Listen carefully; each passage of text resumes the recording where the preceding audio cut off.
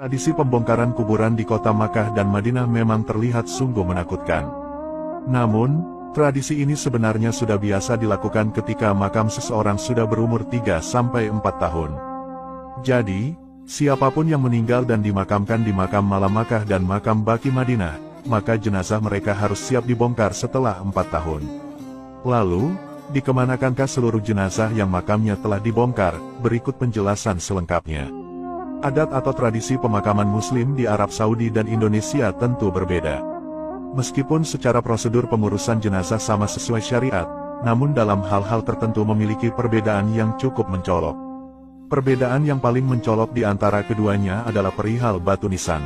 Makam di Tanah Suci hanya ditandai dengan bongkahan batu saja sebagai batu nisan.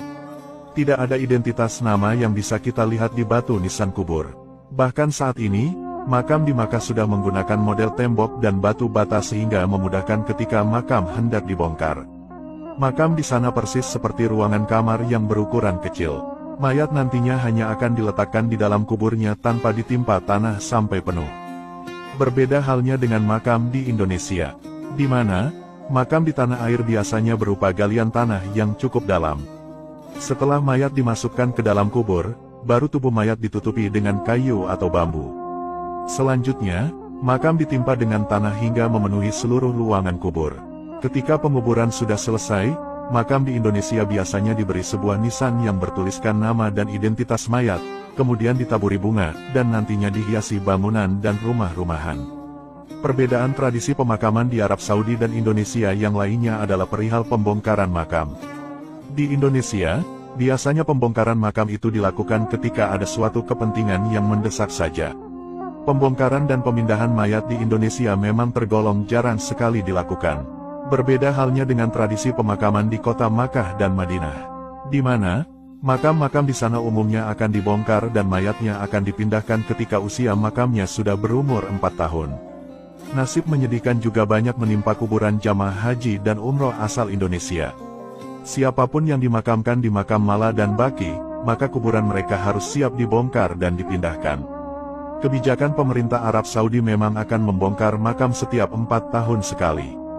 Hal itu dilakukan karena lahan pemakaman di Mekah dan Madinah sangatlah terbatas. Meskipun demikian, tidak ada penjelasan tentang akan dibawa kemana tulang belulang mayat yang sudah diangkat. Hal itu sampai sekarang pun masih menjadi misteri. Ada yang berpendapat bahwa tulang belulang mayat akan ditimpa dengan jenazah yang baru. Ada juga yang berpendapat bahwa tulang belulang mayat akan dipindahkan dan dimakamkan di tempat lain. Namun, fakta sebenarnya memang tidak dipublis ke publik oleh pemerintah Arab Saudi. Yang mengetahui fakta sebenarnya hanyalah pihak pengelola makam dan pemerintah yang terkait saja. Mengingat, orang-orang yang ingin masuk dan berziarah ke dalam makam Mala dan Baqi, harus izin terlebih dahulu, dan waktunya pun dibatasi. Kaum wanita juga tidak diperbolehkan masuk dan berziarah ke dalam pemakaman di kedua tanah suci ini. Apabila ada kaum wanita yang ingin berziarah, mereka hanya bisa melakukannya di luar pagar makam saja. Pemakaman Janatul Mala di kota Makkah berjarak 1 km dari Masjidil Haram. Makam ini merupakan makam yang menyimpan jenazah orang-orang yang meninggal dunia di kota Makkah, termasuk para jemaah haji dan umroh yang wafat di sana. Namun, sekarang tidak semua orang bisa dimakamkan di sana karena keterbatasan tempat dan lahan.